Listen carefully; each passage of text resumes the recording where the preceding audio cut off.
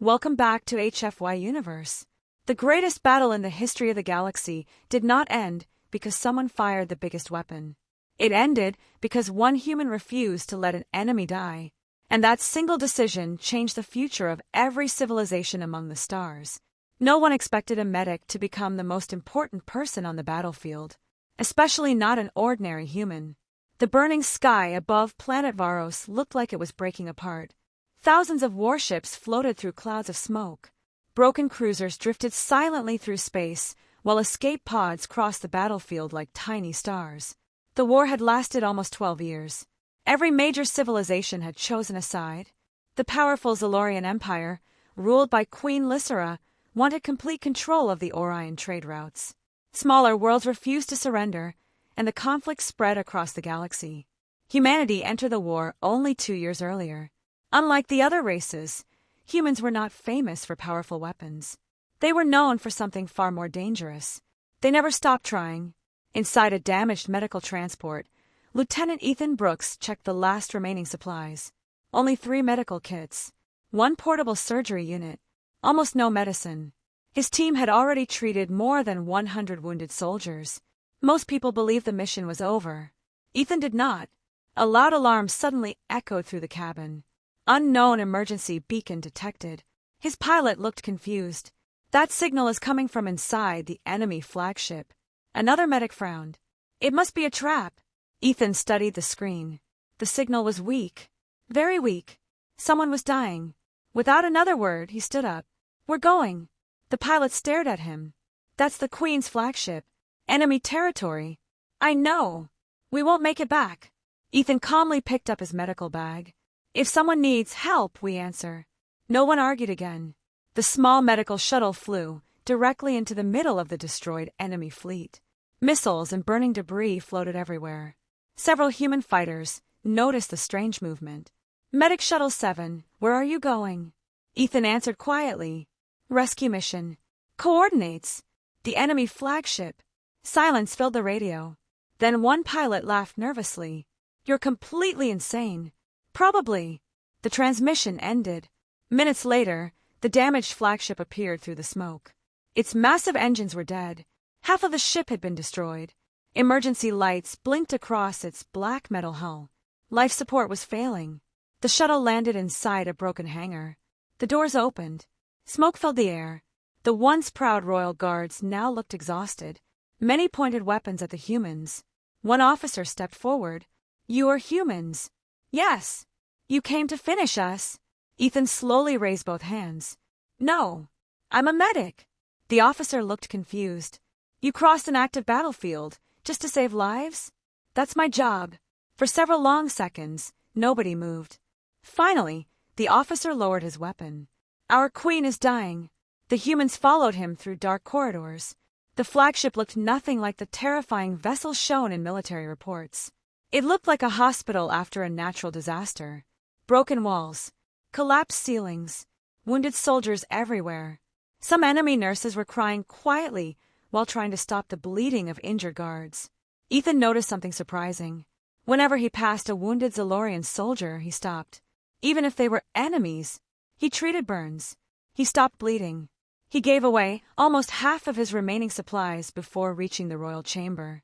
One young guard whispered to another, Humans heal everyone. I thought they hated us. So did I. The massive royal doors slowly opened. Inside, dozens of royal doctors surrounded Queen Lysera. The proud ruler who had terrified half the galaxy now looked pale and weak. Her silver armor had been removed. A deep wound stretched across her chest. Every heartbeat grew slower. One royal physician shook his head. There is nothing more we can do. Another quietly covered his face. The queen has only minutes left. Ethan walked closer. He carefully examined the medical scanners. His expression changed. One doctor frowned. What? This isn't just battle damage. The room became silent. Ethan looked directly at the royal physicians. Someone poisoned her. Every eye widened. The doctors stared at one another in complete disbelief. Queen Lysera slowly opened her fading eyes. She looked at the human medic standing beside her. With almost no strength left, she whispered only 4 words. Ken, you save me. The entire royal chamber fell silent. No one moved. No one even breathed. The Queen of the Zalorian Empire had just asked a human to save her life. Lieutenant Ethan Brooks looked at the dying ruler. Her heartbeat was weak, her breathing uneven, and strange black lines were spreading beneath her silver skin. This was no ordinary poison. It had been designed to stop every organ one by one. The royal doctors watched him with doubt. "Our science has failed," one doctor said quietly. "No one survives this." Ethan did not answer immediately. He opened his portable scanner and compared the Queen's blood with the emergency medical database stored inside his wrist computer. After a few seconds, the screen flashed. Unknown toxin detected. Life expectancy less than 8 minutes. The room became heavier with fear. One royal guard stepped forward. "If she dies because of you, human, none of you will leave this ship alive." Ethan calmly looked into the guard's eyes. "If I do nothing, she dies anyway." The guard lowered his weapon. No one argued. Ethan took a deep breath. "I need everyone except 2 assistants to leave this room." The royal doctors looked shocked. "You expect us to trust you?" "I expect you to give her a chance." For a long moment, nobody spoke. Then the oldest royal physician nodded. "He is right." The room slowly emptied. Only Ethan, 2 human medics, and 2 Zalorian doctors remained. Ethan carefully removed a small injector from his medical case. "This medicine was never made for your species," he admitted. "It was created to stop dangerous chemical reactions inside the human body." One doctor looked worried. "It may kill her." Ethan nodded. "It may. But if we wait, she will certainly die." The doctor closed his eyes. "Do it." Ethan injected the medicine into the Queen's arm. For 3 long seconds, nothing happened. Then every medical monitor began screaming. Her heartbeat dropped even lower. The royal doctors panicked. "It's failing. She's dying." One human medic looked at Ethan. "What now?" Ethan ignored the shouting. He studied the scanner again. Then he noticed something strange. The poison isn't attacking her. "What?" "It's alive." Everyone stared at him. The black substance inside her blood was moving like tiny living creatures. It was changing direction every time medicine entered her body. "This isn't poison," Ethan whispered. "It's engineered nanobiology." The royal doctors froze. No one had ever imagined such a weapon. Someone had created microscopic machines that slowly destroyed their target from the inside. One doctor whispered in horror. "Who could build something like this?" Ethan's face became serious. Someone with access to royal laboratories. The realization struck everyone at once. This attack had come from inside the Empire. The Queen had not been defeated by humans. She had been betrayed by her own people. Outside the chamber, whispers quickly spread through the flagship. "The human says it was assassination." "Impossible." "Our own leaders." Fear replaced anger. Meanwhile, Ethan worked without stopping. He connected the portable surgery unit directly to the Queen's bloodstream. The machine began pulling small samples every second. Each sample confirmed the same thing. The nanomachines were adapting faster than normal medicine could destroy them. Human technology alone would not be enough. Ethan looked toward one of the Zalorian doctors. "I need your energy crystal." The doctor blinked. "Our royal crystal?" "Yes. It powers our healing systems. It also emits a unique frequency." The doctor understood immediately. "You want to disrupt the nanomachines?" Ethan smiled. "Exactly." Within moments, the crystal was connected to the surgery unit. The machine began producing low-energy pulses. For several tense minutes, nothing changed.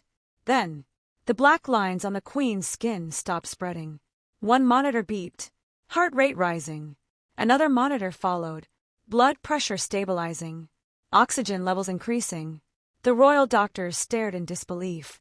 "It's working." "It shouldn't be possible." Sweat covered Ethan's face as he adjusted the machine again. "Almost there." Suddenly, the lights across the chamber went dark. The emergency alarms returned. A frightened officer rushed inside. "Commander, what happened?" "The flagship has been boarded." Everyone turned. "Who?" The officer struggled to breathe. "Not humans. Our own fleet.